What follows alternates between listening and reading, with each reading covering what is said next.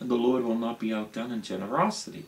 Now, I know that's hard in the economic system we're living in today, where so many people are really scrounging. You know, I got a call this morning about this poor lady who's working 20 hours a week. Her husband died, you know. But my question is, you know, you've got to be generous anyway. You've got to be generous anyway. Like people say, you know, I just can't make ends meet. Give more away. God will not be outdone in generosity. And again, I don't give because I'm going to receive. God gives to me. Everything I have is a gift from the Lord. And as He gives to me, I try to share it with people. And He's never outdone in generosity. I always receive. So the character of giving, the character of evangelism, the character of making children, God's character is also a character of healing. But let's say forgiving first. He's a forgiving dad. He's a forgiving dad. A forgiving father. Now this is the character that's very difficult to develop because, you know, we've all been hurt. We've all been messed up. People have left us, abandoned us. It's real. These things are not just words. But you see, God is a forgiving God. Jesus from the cross forgave. The more we forgive and let people go, the freer we are. That our hearts are free and we're not holding on to all this anguish and pain. And I will tell you how to forgive. You cannot not forgive someone you're praying for.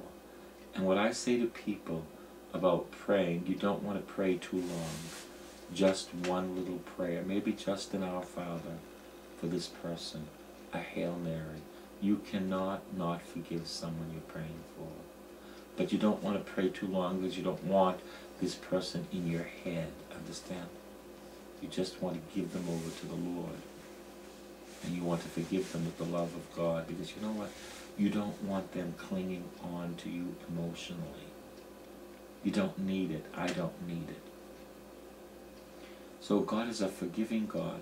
The characteristic of His people should be forgiving. I want to tell you, God is an upbuilding God. He doesn't gossip. All right? He doesn't gossip. He's an upbuilding God. He tells us, I am yours and you are mine. You belong to me. I have loved you with an everlasting love. He doesn't gossip. He doesn't go and telling everybody about my sins, about my quirks. God doesn't do that. He's forgiving. He doesn't gossip. He loves. And I think one of the big problems in the church is that we have a whole lot of gossipers. They've got nothing better to do than to hurt people. You know, a whole lot of gossipers. Nothing better to do but to give somebody a dig. You know, just say something and just turn the knife. That's not God. That's the devil. And if that is your father, then keep on playing that game. You know, why do people gain something out of hurting people? Like, what do you gain out of making a dig? What do you gain from it? Does it make you happy? You know, it's kind of sick.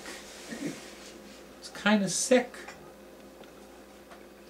But it's very real in the church. It's destroyed so many churches. Destroyed so many ministries. But build people up. Don't tear them down. Don't tear them down. It doesn't do any good. Because if you tear them down, you're tearing yourself down.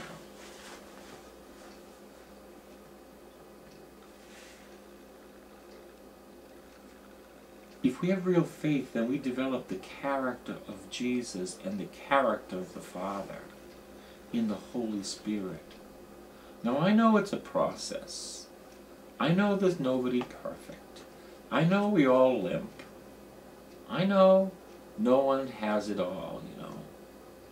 But you see, we should be being transformed from glory to glory. Our character should be more and more the character of Jesus if we have faith, which produces love.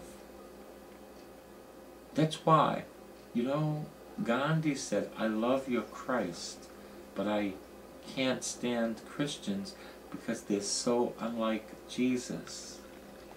That's pathetic. That's pathetic. That the poor man couldn't become a Christian because Christians gave such a bad witness. Take, for instance, we are the Catholic Church.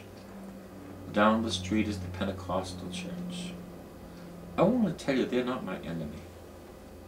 They're not my enemy.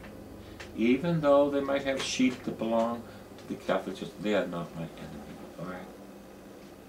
My enemy is the devil. They are not my enemy. They are not my enemy. I'm not into making enemies with people who love Jesus Christ. Maybe our people left because we weren't being kind to them. We weren't feeding them. You read Ezekiel 34 and you see what God says. I will take them away from you. You know?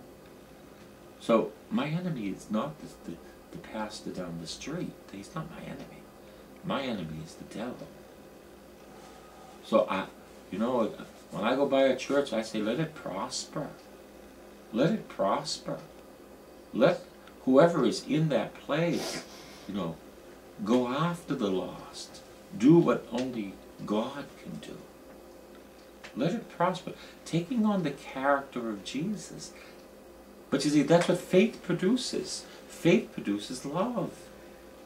And again, we all limp. None of us have it all completely. We're all on the way. But you see, we need to be developing more, by grace, the characteristics of Jesus. Jesus never sat down. He's not like the Buddha, sitting down contemplating his belly button. Jesus was on the move. On the move, you know, God's people, yes, we need time to sit down. Yes, we need time to pray, of course. But we should be on the move. Because the Great Commission is to the ends of the earth. It is not only where I am, but to the ends of the earth. The vision of God and of Christ is a global vision. I never knew we had a global economy. But God had a global vision in the Old Testament. When the Messiah came, it said that all the ends of the earth would see the saving power of God. Jesus Christ is the saving power of God. He is the one who said, go ye therefore and make disciples of all nations, baptizing them in the name of the Father and of the Son and of the Holy Spirit. All nations. There's a global vision of God. Therefore, the vision of God's people needs to be global. That's the character of God. We're too provincial. We're too in one place. Too much into one experience. You know, we're called beyond ourselves.